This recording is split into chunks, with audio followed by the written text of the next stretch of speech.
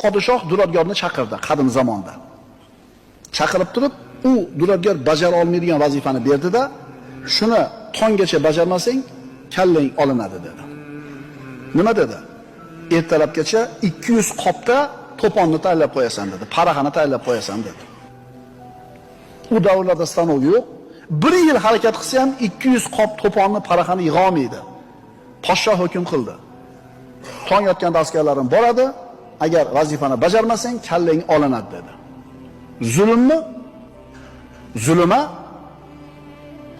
Endi haligi duradgor nima qiladi? Oilasi bilan xayrlashadi, oxirgi kecha o'tiribdi oilasi bilan, vasiyatini qiladi, o'limi aniq bo'lib turibdi. Tong yotganda askarlar kelishdi. Uni qatl qilgani. Eshikni taqillatdi, duradgor chuqur nafas oldi, eshikni ochdi. Askarlar bizga bitta tobut yasab bering, podshohimiz uzilib qoldi kechqurun dedi.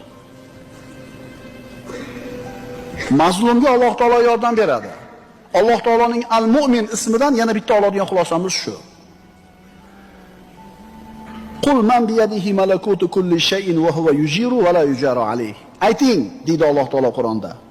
Agar bilsanglar aytinglarchi, barcha narsaning podshohligi qo'lida bo'lgan, o'zi barchaga homiylik qiladigan, unga qarshi birov homiylik qila olmaydigan zot kimdir? Alloh. Alloh.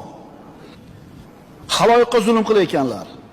Kim bo'lishidan qat'iy nazar, qayerda yashagandan qat'iy nazar, qachon yashagandan qat'iy nazar, qancha umr kechirgandan qat'iy nazar, o'lim degan haqiqatga duch keladimi? Ha, duch keladi. O'limidan keyin kim oldida qoyim bo'ladi ular? Robbil alaminning huzurida. Tamom. Alloh taolo endi mana shu zolimlardan haqlarini albatta mazlumlarga olib beradi.